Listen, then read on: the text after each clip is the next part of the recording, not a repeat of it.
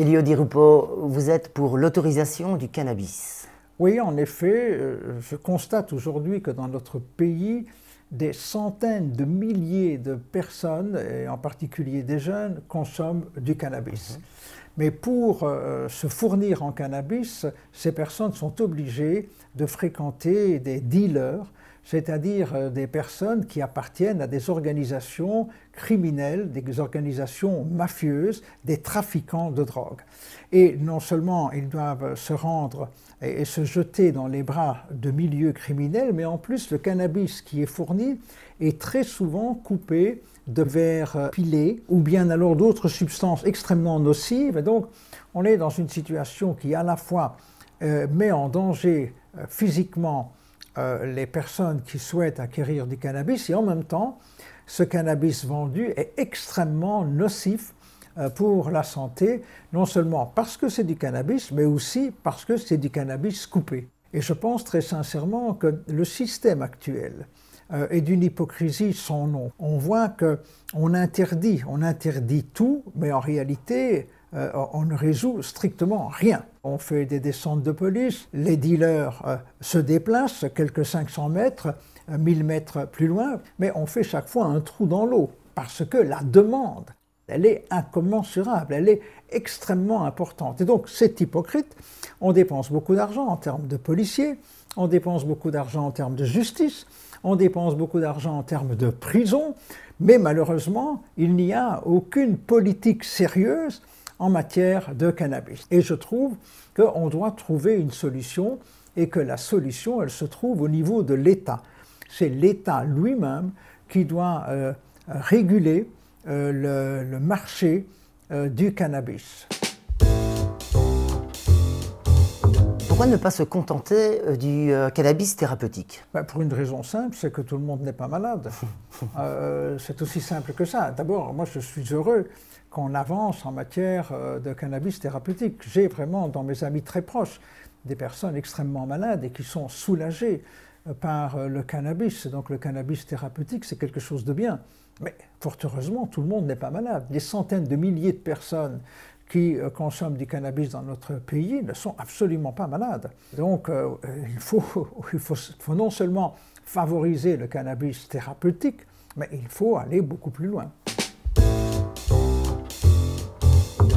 Autoriser, c'est un peu banalisé. Est-ce qu'on ne va pas pousser à la consommation? Je crois que c'est juste le contraire. Les expériences montrent qu'il n'y a pas un accroissement de la consommation, parfois même du contraire. Et les dealers, c'est-à-dire celles et ceux qui vendent du cannabis, ce sont souvent les mêmes qui vendent des drogues dures et qui incitent nos jeunes, non seulement à utiliser du cannabis, mais à aller plus loin, vers des drogues dures. Donc l'idée, ce n'est pas de distribuer de l'herbe comme ça à tour de bras, c'est dans un cadre très spécifique. Alors donc justement, je crois qu'on ne doit pas faire n'importe quoi, n'importe comment.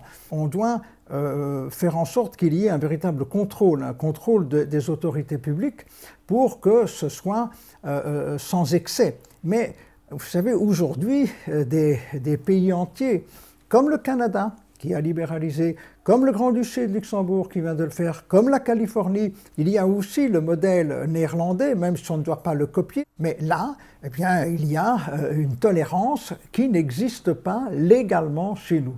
Chez nous, on ferme les yeux, on sait qu'il y a des centaines de milliers de personnes, dont des jeunes, qui consomment tous les jours, mais les autorités publiques ne veulent pas prendre en considération et trouver une solution.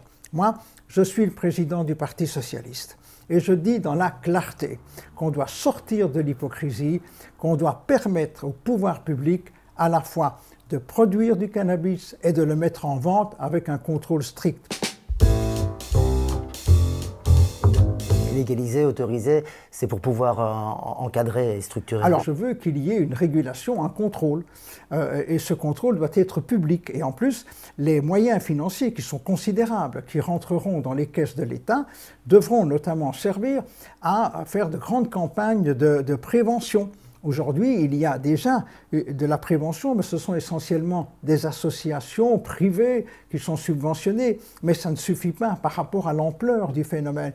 Moi, je préférais qu'il y ait de grandes communications publiques qui expliquent la dangerosité du cannabis, et surtout quand on en fume beaucoup, quand on en utilise beaucoup.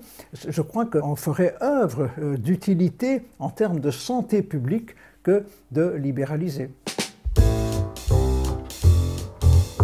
Et concrètement, si moi je voulais me procurer de l'herbe, si jamais votre projet passe... Eh bien, donc ce serait très simple. Alors, soit vous avez l'autorisation de cultiver vous-même pour votre propre consommation, mais vous ne pourrez pas vendre à d'autres, ou bien vous irez dans des clubs spécialisés de cannabis, ce qu'on appelle les Cannabis Social Clubs.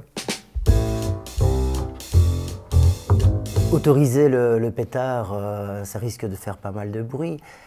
Vous n'avez pas peur qu'on vous traite d'irresponsable? Non, mais je crois que la responsabilité, c'est un, de dire la vérité, deux, de sortir de l'hypocrisie, trois, de trouver des solutions. Le parti que je préside est un parti de solutions. Et moi, je pense à notre jeunesse. Dans un très grand nombre de familles, il y a des enfants, des petits-enfants, des arrière-petits-enfants, des neveux, des nièces qui sont dans des situations de consommation de cannabis. Et moi, je connais pas mal de parents totalement désemparés et qui n'osent pas en parler. Je crois qu'on doit sortir de l'hypocrisie actuelle. Aujourd'hui, la consommation, elle est incommensurable. Le trafic du cannabis rapporte des milliards d'euros aux trafiquants. C'est insupportable. Je préfère de loin prendre mes responsabilités, dire que l'on va réguler tout cela, que l'on va libéraliser, que l'on va contrôler.